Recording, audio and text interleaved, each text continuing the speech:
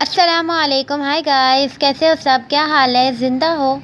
I know, ज़िंदा हो और ज़िंदा ही रहना, मरने की ना सोचना भी नहीं, क्योंकि जब तुम मरने का सोचते हो ना तो ये जो तुम्हारे इर्द गिर्द के लोग हैं ना, ये तुम्हें सुकून से मरने भी नहीं देंगे। हमारे यहाँ जब कोई शख्स बीमार होता है और उसकी अयादत के लिए जाया जाता है तो उस शख्स से उसकी तबीयत पूछने के बजाय ये पूछा जाता है कि ये बीमारी कैसे हो गई, क्यों हो गई, तुम्हें ये आखिर क्यों हुई। ज़रूर तुमने कोई बदपरहेज़ी की होगी। मरीज़ के सामने बैठकर ऐसी गुफ्तगू की जाती है कि मरीज़ शायद अपनी बीमारी से मरे या ना मरे, लेकिन बातें सुनकर ऐसा महसूस करे कि भाई अब तो टिकट आ गया है। मरीज़ के सामने जो गुफ्तगू होती है वो बताने के काबिल है। पिछले हफ्ते हमारे मोहल्ले में भी इसी बीमारी से किसी का इंतकाल हुआ है। 3 महीने पहले तो बिल्कुल हट्टे कट्टे थे, बीमारी होते ही ऐसे दुबले हो गए कि पहचान में नहीं आ रहे। 3 महीने में भी बीमारी खा गई। अभी पिछले हफ्ते ही चल बसे। हाँ, अभी कुछ दिनों पहले ही हमारी पिछली गली में भी किसी को ये बीमारी हो गई थी। तड़प तड़प कर मरा है बेचारा। मुझे तो तरस आता है ऐसे लोगों पर आप ना बिल्कुल परेशान ना हो। अल्लाह आपको शिफा दे, तंदुरुस्ती दे, सेहत दे। बस नाउम्मीद ना हो ना, बहुत जल्द तुम ठीक होगे।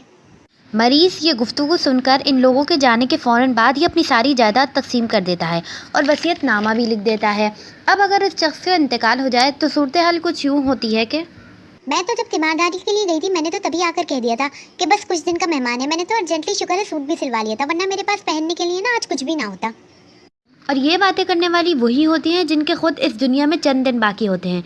और जब यही औरतें कुरान खानी करने के लिए बैठती हैं तो light pink lipstick with no makeup look और अपनी गोल्ड की बैंगल्स और खूबसूरत नगीने वाली अंगूठी की खूब शो मारती हैं। और जब ये सिपारा पढ़ने के लिए बैठती हैं तो हर पेज पलटते वक्त इनका एक ही डायलॉग होता है कि हाँ, ये बड़ा ही अफसोस हुआ सुनकर, मुझे तो यकीन ही नहीं आ रहा था। जबकि अगर इनके हाथों पर गौर किया जाए तो फ्रेशली मैनिक्योर होते हैं। इन मोहल्ले और रिश्तेदारों को कुरान खानी में बुलाने के बजाय किसी गरीब को खाना खिला दिया जाए, जो कि फैंसी ओकेशन की तरह रेडी होकर आते हैं और गॉसिप्स करते हैं। और कुछ लोग बातें करते करते ऐसे चीए गिरा रहे होते हैं कि समझ नहीं आता कि चीए पढ़ रहे हैं या बातें कर रहे हैं। कुछ लोग तो इतने ज़्यादा अनापरस्त होते हैं कि इन्हें ये नहीं होता कि जैसे ये चले गए एक दिन हमें भी चले जाना है। मैयत के पास बैठकर इसके जहन्नमी होने तक की खबर सुना दी जाती है। हाँ, ये बड़ी ही जालिम थी बुढ़िया, खूब तंग किया हुआ था, डायरेक्ट जहन्नुम में जाएगी। अरे मैयत पर बहुत कम लोग रो रहे हैं। हाँ, तो जाहिर सी बात है ना कि तंग का कम किया हुआ था इस बुढ़िया ने। अब कब्र में जाएगी ना तब पता चलेगा इसको जादू गंडे क्या कम किए हैं इसने। हदीस में है कि जब मैयत आपके सामने हो तो खामोशी इख्तियार करें और मग़फ़िरत की दुआ करें। बट यहाँ तो ऊंची ऊंची आवाज़ में रोया जाता है, सारा गला फाड़ दिया जाता है और इसके साथ ही ऊंची ऊंची आवाज़ में नातें पड़ी जाती हैं। जब हमारे नबी के ज़माने में ऐसा नहीं हुआ तो अब क्यों? अब आते हैं इस मोड़ पर जिसका लोग बेसब्री से इंतज़ार कर रहे होते हैं, वो है मैयत का खाना। जब खाना लगाया जाता है तो लोग अपनी पूरी की पूरी प्लेट बिरयानी से भर लेते हैं। अब प्लेट तो भर ली पूरी, लेकिन ज़बान पर कहाँ ताला लगाया जा सकता है।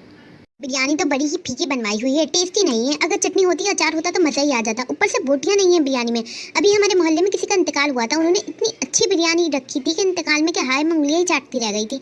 मज़ा ही आ गया था। अब जो लोग पहले ही फौदगी की वजह से इतने परेशान हैं, इन्हें किसी बात की खबर नहीं। इनसे कहा जाता है कि एक कप चाय मिल जाएगी, एक गिलास ठंडा पानी भी लेती आना। अब लोग मैयत में इसीलिए शरीक होते हैं कि हमारे यहाँ ये रिवाज है कि खुशी व गम में इकट्ठे हो जाओ। जब कोई दुख और तकलीफ़ में हो तो इसे दिलासा दो, लेकिन हमारे यहाँ दुख और तकलीफ़ को कम करने के बजाय मज़ीद बढ़ा दिया जाता है। इसके अलावा 4 जुमेरातों के लिए अलग सूट सिलते हैं और 40वें के लिए अलग। और कुछ लोग तो इतने बगैरत होते हैं कि अगर इन्हें खबर मिल जाए कि कोई बीमार है तो पहले ही सूट सिलवाकर और प्रेस तक करवाकर दरवाजे पर लटकवा दिया जाता है। और अगर कोई घर का फ़र्द पूछे कि भाई ये सूट क्यों प्रेस करके रखा है तो जवाब मिलता है कि मैं रशीद साहब को देखने के लिए गई थी। मुझे देखते ही अंदाज़ा हो गया कि बस अब आखिरी दिन है इनके, किसी भी दिन खबर आ जानी है। तो मैंने ना पहले ही कपड़े प्रेस करके रख दिए हैं और सैंडल भी निकाल ली है, वरना आखिरी टाइम पे ना हबर तबर हो जाती है। और कुछ लोग तो इतने ज़्यादा बगैरत होते हैं कि अपने लिए बहू भी तलाश कर रहे होते हैं। अरे सलमा, वो देख, वो जो ग्रीन सूट में दुबली सी लड़की बैठी हुई है, मुझे ना पसंद आ रही है। बाल भी लंबे हैं, शरीफ भी लग रही है, नाक नक्शा भी अच्छा है। इससे जाके ना पूछती हूँ कि किसकी बेटी है, शायद कोई बात बन जाए। ये कुछ हरकतें हैं जो कि मैयत वाले घर में होती हैं, जो कि बहुत ही अफसोस की बात है, लेकिन हकीकत है ये। आप लोगों को मेरी वीडियो कैसी लगी? अगर अच्छी लगी तो बताना, और मेरी पिछली वीडियो की भी लिंक डिस्क्रिप्शन में है, वो भी देख लेना। वो भी बहुत अच्छी वीडियो है।